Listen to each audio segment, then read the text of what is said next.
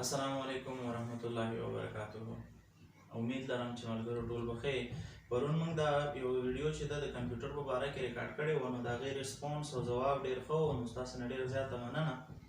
نو نن به په همدغه لړۍ کې نن زموږ د دویم کلاس یا د دویم درس چې د وخت را رسېږي، نو د دې نه مخکې چې موږ د خپل نننی درس شروع کړو، نو زه به تاسو ته دا ووایم چې دا موږ چې کوم درسونه شروع کړي دي، دا د هغه کسانو لپاره دي کوم چې بنیادي معلومات د کمپیوټر په باره کې نه لري. مقصد دا دی چې هغه سټارټ نه اوس کمپیوټر زده کول شروع کړي دي، که هغه غټ دي که واړه دي، شاګردان دي یا د مدرسې کوم طلبه دي چې هغه صرف اوس غواړي چې د کمپیوټر د دنیا ته، ځکه چې دا یوه غټه دنیا ده چې دې ته ورننوځي، نو دا سټارټ نه موږ دا یو څه شیان شروع کړي دي.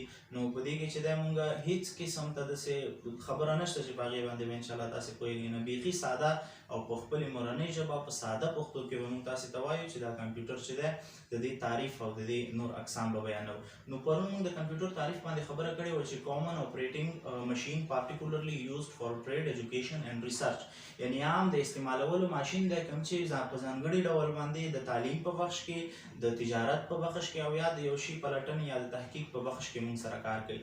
نن به زه دویم کلاس ته، په دویم کلاس کې به موږ د کمپیوټر قسمونه وایو، یعنی اقسام د کمپیوټر دا به موږ وایو.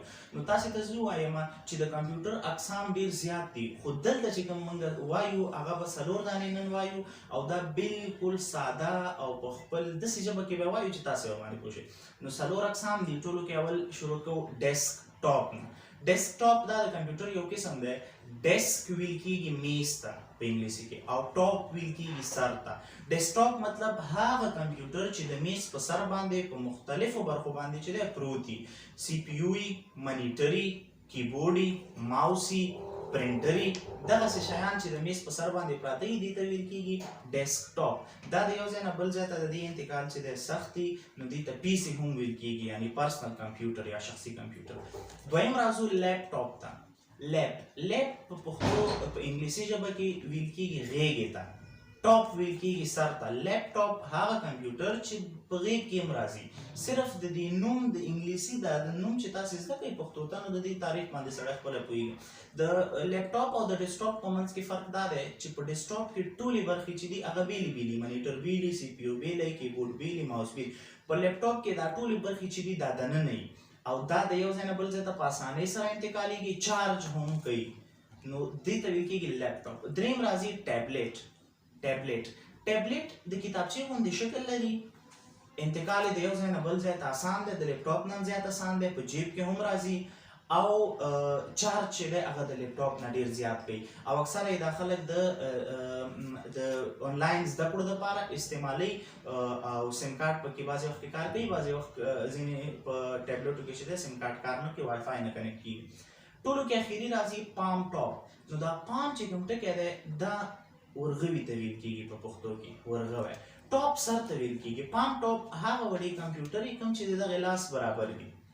دا د یو ځای نه بل ځای ته انتقال یې د ټولو نه اسانه دی، جیب کې لږ ځای نیسي، چارج ډېر کوي، او همداسې چې دی د ډیسکټاپ، لیپټاپ او د هغې نه چې دی د دې انتقال ډېر زیات اسانه دی. نو دا 4 دانې کمپیوټر دا ډولونه وو د کمپیوټر، 4 ډوله باندې وو چې یو ډیسکټاپ وو، یو لیپټاپ وو، یو ټیبلیټ وو، او یو چې دی هغه پام ټاپ وو. نو امید لرم چې دې ویډیو کې به تاسې د کمپیوټر د دې 4 قسمونو په باره کې لږ لږ معلومات حاصله کړي.